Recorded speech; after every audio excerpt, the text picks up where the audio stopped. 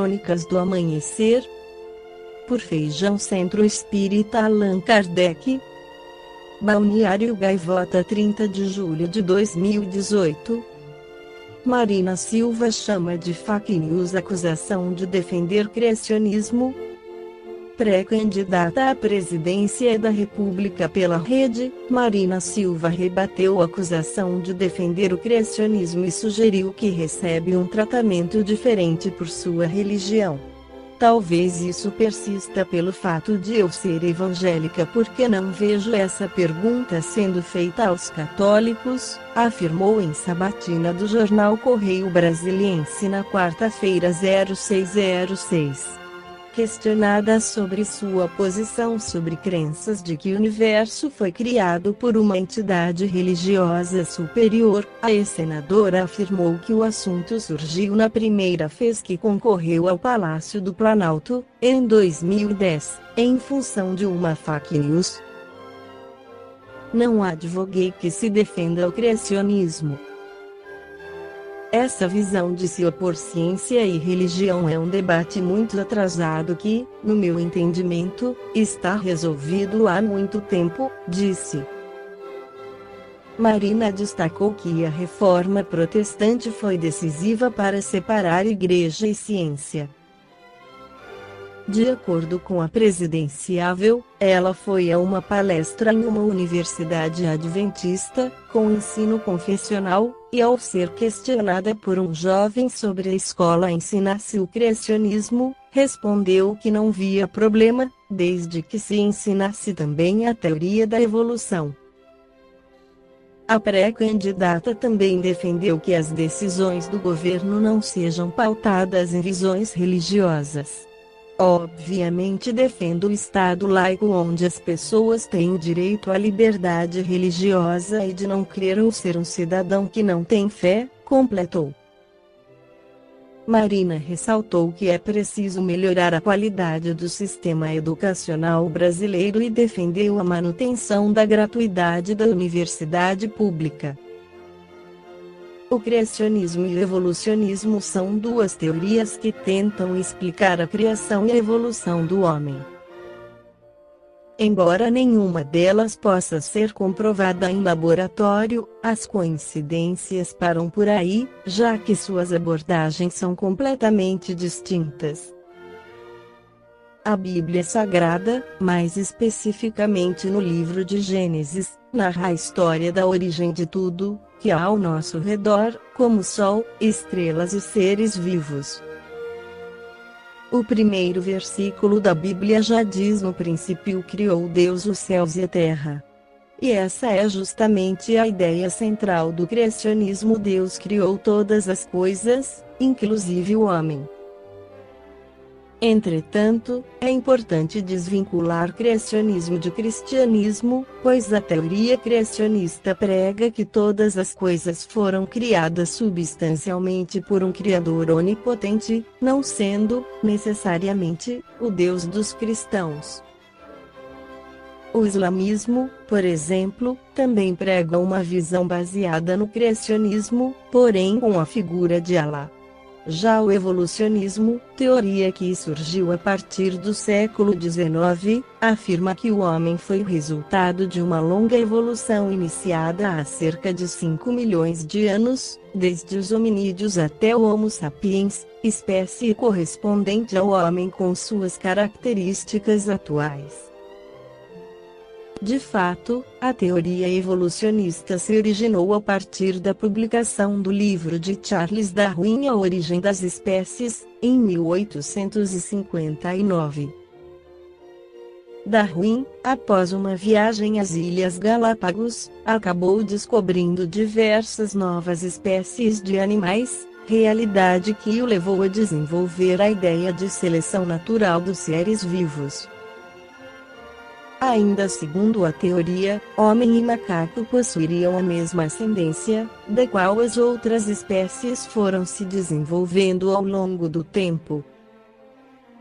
No Livro dos Espíritos, Allan Kardec questiona a pergunta 22: a que definição podeis dar da matéria?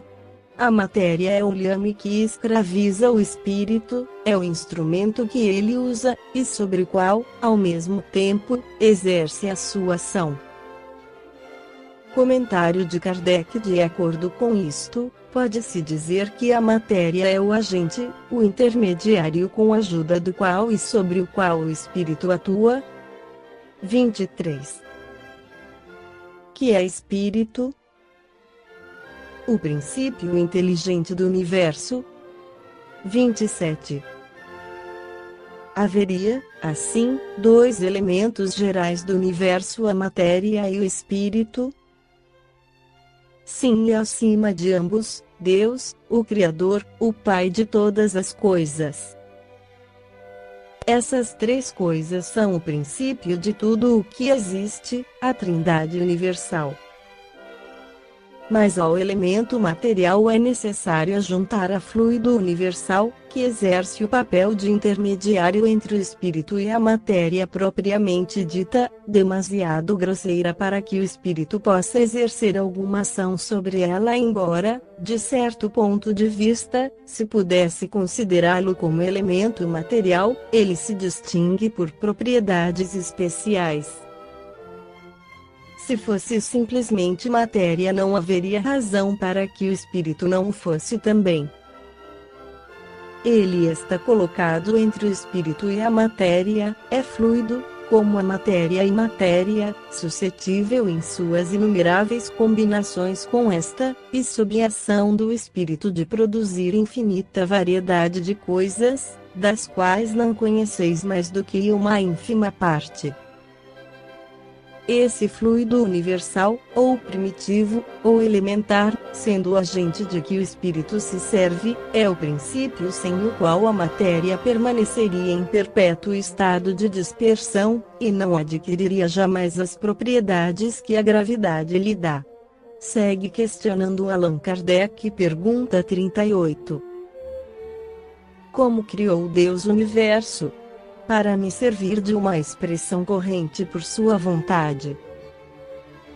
Nada exprime melhor essa vontade todo-poderosa do que estas belas palavras do Gênesis. Deus disse: faça-se a luz, e a luz foi feita. 39.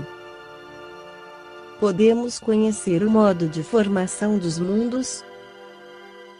Tudo o que se pode dizer, e que podeis compreender, é que os mundos se formam pela condensação da matéria espalhada no espaço. No livro A Gênese, Allan Kardec esclarece sobre a criação universal, no capítulo 6, após haver remontado, tanto quanto permitia nossa fraqueza, em direção à fonte oculta de onde procedem os mundos, como as gotas de água de um rio. Consideremos a marcha das criações sucessivas e dos seus desenvolvimentos seriais. A matéria cósmica primitiva continha os elementos materiais, fluídicos e vitais de todos os universos que desdobram suas magnificências diante da eternidade. Ela é a mãe fecunda de todas as coisas, a primeira avó e, sobretudo, a eterna geratriz. Essa substância, de onde provém as esferas siderais, não desapareceu de modo algum, essa potência não morreu, pois que ainda gera, sem cessar, novas criações e incessantemente recebe, reconstituídos, os princípios dos mundos que se apagam do livro eterno. A matéria etérea mais ou menos rarefeita que se difunde pelos espaços interplanetários, esse fluido cósmico que enche o mundo, mais ou menos rarefeito, nas regiões imensas, ricas de aglomerações de estrelas, mais ou menos condensado onde o céu astral ainda não brilha, mais ou menos modificado por diversas combinações, de acordo com as localidades da amplidão, nada mais é do que a substância primitiva onde residem as forças universais, a partir da qual a natureza tirou todas as coisas. Esse fluido penetra os corpos como um imenso oceano. É nele que reside o princípio vital que dá origem à vida dos seres e a perpetua em cada globo, conforme a sua condição, princípio que, em estado latente, se conserva adormecido onde a voz de um ser não o chama. Toda criatura, mineral, vegetal, animal ou qualquer outra, visto que há muitos outros reinos naturais, de cuja existência nem sequer suspeitais 46 sabe, em virtude desse princípio vital e universal, apropriar as condições de sua existência e de sua duração. As moléculas do mineral têm uma certa soma dessa vida, do mesmo modo que a semente do embrião, e se grupam, como no organismo, em figuras simétricas que constituem os indivíduos. É muito importante nos convencermos da noção de que a matéria cósmica primitiva se achava revestida não só das leis que asseguram a estabilidade dos mundos, como também do princípio vital e universal que forma gerações espontâneas em cada mundo, à medida que se apresentam as condições da existência sucessiva dos seres e quando soa a hora do aparecimento dos filhos da vida, durante o período criador. Assim se efetua a criação universal. É, pois, exato dizer-se que, sendo as operações da natureza a expressão da vontade divina, Deus sempre criou, cria incessantemente e nunca deixará de criar. Concluindo, o Espiritismo une as duas teorias do criacionismo e do evolucionismo, trazendo o criacionismo evolutivo, ou seja, Deus criou o universo e os seres que estão em constante evolução, como descrevem os espíritos Allan Kardec na resposta da pergunta 540, é assim que tudo serve, que tudo se encadeia na natureza, desde o átomo primitivo até o arcanjo, que também começou por ser átomo. Admirável lei de harmonia, que o vosso acanhado espírito ainda não pode apreender em seu conjunto. Esta foi a crônica do amanhecer de 30 de julho de 2018, por Feijão.